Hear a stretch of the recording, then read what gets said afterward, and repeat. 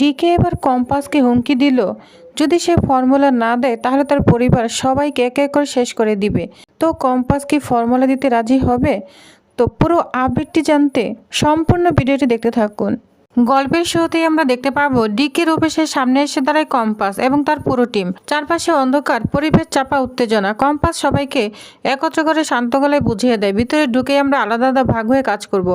কেউ অযথা হিরো হতে যাব না, যা বলবো ঠিক তাই করব। তখন দলের এক বন্ধু বলে ওঠে, কম্পাস শুনেছি ডিকে না অনেক প্রভাবশালী লোক, খুব শক্তিশালী।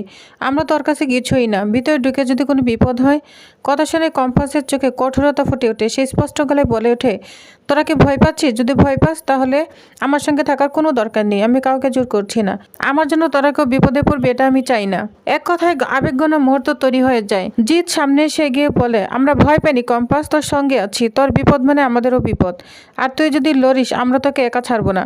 বন্ধুদের এই অঙ্গীকার মুহূর্তে হয়ে ওঠে আরও শক্তিশালী। এদিকে অন্য প্রান্তে মাহি ফোন করে মোনালিসাকে জিজ্ঞাসা করে, মোনাদি তুমি কি সত্যি পার্টি আয়োজন করেছ? মোনালিসা আত্মবিশ্বাসী গলায় বলে, হ্যাঁ মাহি, পার্টি হবে আর তোমাদের থাকতে হবে। তবে একটা দায়িত্ব আছে, কম্পাস যেন কোনোভাবেই না আসে। আমি আর বিহান একসঙ্গে সময় কাটাতে চাই।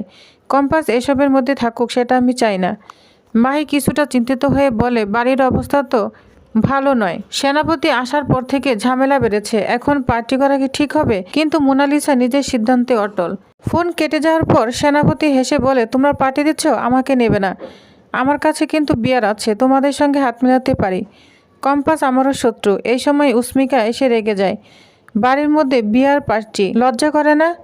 রুস্মিকা আরও রেগে বলে, এই ঘরে ঢোকার অনুমতি দিয়েছে কে? এটা আমার ঘর। মাহি তখন উস্মিকাকে চুপ করিয়ে বলে, বড়দের সঙ্গে কথা বলতে শিখ, ও আমাদের ভাই। কিন্তু উস্মিকা স্পষ্ট জানিয়ে দেয়, তোরা মানলে মানতে পারিস, ওকে আমি মানি না। পরিস্থিতি আরো উত্তপ্ত হয়ে ওঠে। এদিকে কম্পাস তার টিম নিঃশব্দে ডিকের ডিয়ারে ঢুকে পড়েছে। সিকিউরিটি গার্ড শব্দ পেয়ে সন্দেহ করে, কিন্তু কিছুই খুঁজে পায় না। কম্পাস সরাসরি লেবে ঢুকে সবাইকে নির্দেশ দেয়, যেভাবে ভাগ করেছি সেভাবে কাজ করো। সব ওষুধের স্যাম্পল নিতে হবে, একটাও বাদ যাবে না। ল্যাবে টেস্ট করালে সব সত্য বেরিয়ে আসবে। জিৎ প্যাকেটগুলো দেখে বলে, প্যাকেট দেখে তো জাল মনে হচ্ছে না, কিন্তু ভেতরে কারসাজি থাকলে টেস্টই ধরা পড়বে। কম্পাস তখন ধীর গলায় বলে, সত্য লুকিয়ে থাকে না, আর যদি প্রমাণ পায় তাহলে ডিকের মুখোশ খুলে যাবে। ল্যাবের ভিতরে ওষুধের স্যাম্পল সংগ্রহ করছে কম্পাস আর তার টিম। হঠাৎ চারিদিকে শব্দ, দরজা বন্ধ। মুহূর্তের মধ্যে ডিকের লোকজন এসে তাদের ঘিরে ফেলে, আর তাদের মাঝখানে প্রবেশ করে স্বয়ং ডিকে, যা দেখে সবাই চমকে যায়। কম্পাসের বন্ধুরা ভয় পেয়ে ফিসফিস করে, কম্পাস এখন কি হবে? কম্পাস আশ্চর্য শান্ত। সে ধীরে বলে, চিন্তা করিস না, ডিকে আমার কিছুই করতে পারবে না, তোদেরও না। ডিকে এগিয়ে এসে ঠান্ডা হাসি এসে বলে, তোমার বুদ্ধি না আমাকে অনেক ইন্টারেস্ট করেছে। তুমি কি করতে পারো আমি আগেই আন্দাজ করেছিলাম, তাই আগে থেকে সব প্ল্যান করে রেখেছি। তার চোখে আত্মবিশ্বাস, যেন সব চাল সে আগেই পড়ে ফেলেছে। এদিকে বাড়িতে চিৎকার চেঁচামেচি শুনে রুদ্রার মেঘমালা ছুটে আসে। উস্মিকা তখন রেগে গিয়ে বলে, এই ঘরটা আমার, আর আমি কিচ্ছু বলবো না। এখানে কি বিয়ার পার্টি হবে?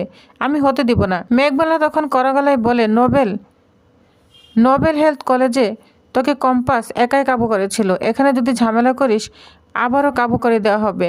ভেবেচিন্তে কাজ কর, বুঝতে পেরেছিস? ডিকে কম্পাসের বন্ধুদের বেরিয়ে যেতে বলে। জিৎ সোজা বলে, আমি যাব না, তোকে ছাড়া কোথাও যাব না। কিন্তু কম্পাস অনুরোধ করে, জিৎ প্লিজ তোরা যা, ও আমাকে কিছুই করতে পারবে না, কারণ ওর প্রাণভোমরা আমার হাতে।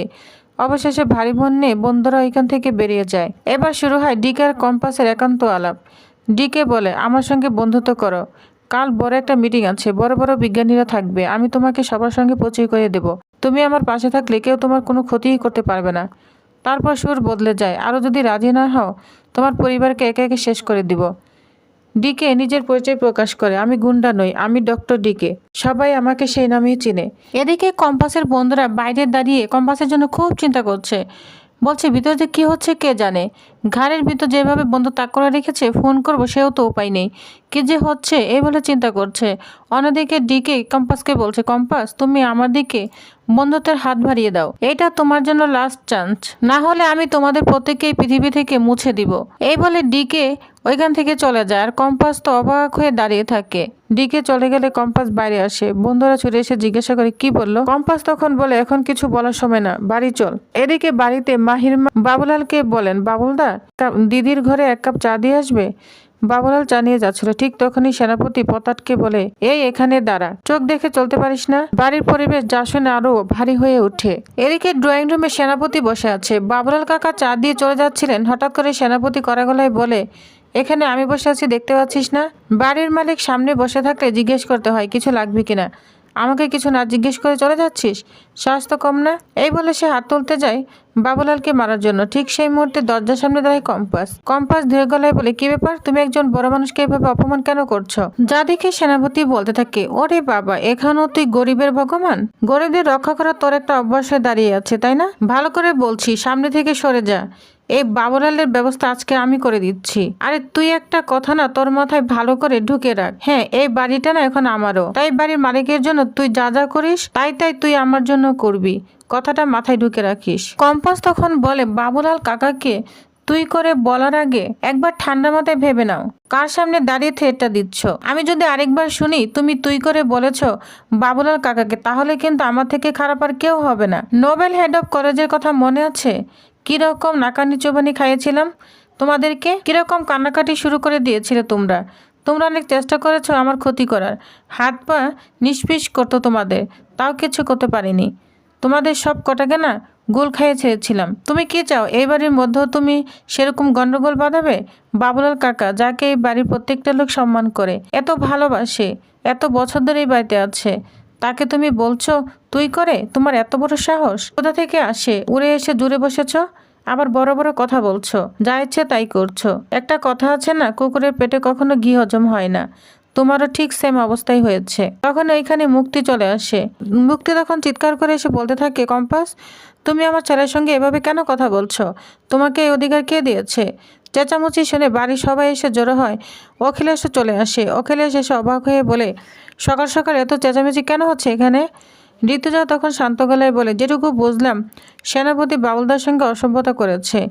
তখন বিহান অনেক রাগান্বিত হয়ে যায়। সে সেনাপতির দিকে তেড়ে গিয়ে বলে, তোকে তো কলেজ থেকে ঘাট ধাক্কা দিয়ে বের করেছিলাম, এবার কি বাড়ি থেকেও বের করে দিতে হবে? নিজে যাবি নাকি ধাক্কা দিব? যা শুনে ঘরের বাতাস তো ভারী হয়ে ওঠে।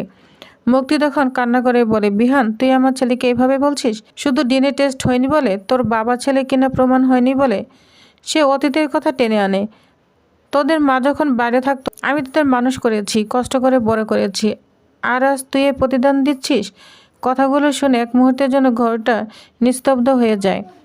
মাহির মা ধীর গলায় বলে, মুক্তিদি, আপনি অনেকদিন ধরে বাড়িতে আছেন, আপনার বোঝা উচিত ছিল বাবুলদাকে আমরা পরিবারের একজন মনে করি, আমরা কেউ কোনোদিন ওনার সঙ্গে খারাপ ব্যবহার করিনি, আর সেনাপতি যা করেছে সেটা একেবারে ঠিক করিনি। আপনার উচিত ছিল ওকে শাসন করা, উল্টো আমাদের ছেলেদের দোষ দিচ্ছেন, এটা আমরা মানব না। কিঞ্জল এগিয়ে এসে শান্ত গলায় বলে, সেনাপতি, তোমার কিছু দরকার হলে ভালোভাবে চাইতে পারতে, প্রয়োজন হলে একটা আলাদা কাজের লোক রাখা হতো তোমার কাজ করার জন্য, ঠিক আছে? আর বাবুলাল দা, দেখো যা হবার না হয়ে গিয়েছে, তুমি ওর একটু খেয়াল রাখো, আর কি কি লাগবে, ঠিক আছে? তখন বাবুলদা বলে, ঠিক আছে, এই বলে চলে যায়।